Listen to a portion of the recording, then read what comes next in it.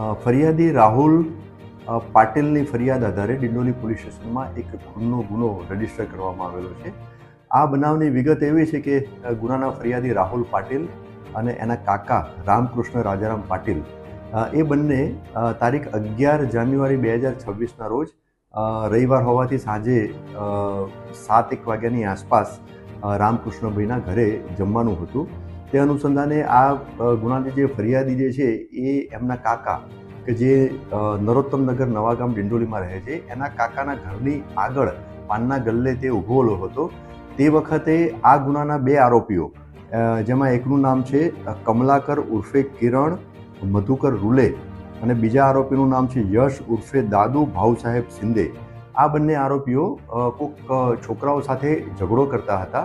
એટલે એમને છોડાવવા માટે રાહુલ પાટીલ જે ફરિયાદી છે ગુનાનો એ વચ્ચે પડ્યો અને એના પછી ફરિયાદી સાથે પણ આ આરોપીઓ બંને ઝઘડો કરવા માંડ્યા.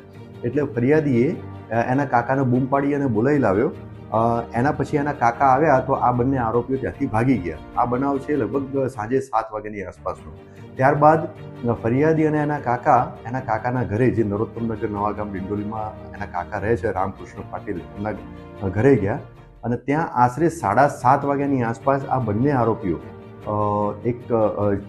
એમની સાથે ચપ્પુ લઈ અને આવ્યા અને આ ફરિયાદી અને રામકૃષ્ણ રાજારામ પાટીલ કે જે ફરિયાદીના કાકા છે એ બંનેને મારવા લાગ્યા, ગાળાગાળી કરવા મળ્યા અને પછી વારાફરતી એટલે પહેલાં રામકૃષ્ણ રાજારામ પાટીલને પહેલાં છરીનો ઘા માર્યો અને એના પછી જે ફરિયાદી રાહુલ દિલીપભાઈ પાટીલ એ પણ વચ્ચે પડતા એમને પણ છરીના ઘા માર્યા. ત્યારબાદ આજુબાજુના લોકો ભેગા થઈ ગયા એટલે આ બંને આરોપીઓ ભાગી ગયા.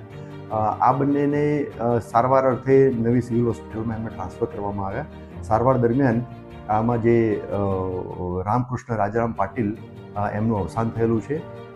રામકૃષ્ણ રાજારામ પાટીલની ઉંમર 40 વર્ષ છે અને એ એમનો પોતાનો ટેમ્પો હતો, એ ટેમ્પો ચલાવતા હતા અને આ ગુનાના જે ફરિયાદી જે છે રાહુલ પાટીલ એ ટેમ્પામાં મજૂરી કામ તરીકે જતા હતા. ડિંડોલી પોલીસે આ ગુનાના બંને આરોપીઓ કમલાકર કિરણ મધુકર રૂલે અને યશ ઉર્ફે દાદુ ભાઉસાહેબ શિંદે એ બંનેને ડિટેન કરી દીધેલા છે અને એમની પ્રાથમિક પૂછપરછ અત્યારે હાલ ચાલુ છે. એમની પૂછપરછ કરી નિવેદન નોંધી અને ધરપકડ કરવા અને અન્ય આગળની કાયદેસર કાર્યવાહી હાથ ધરવામાં આવનાર છે.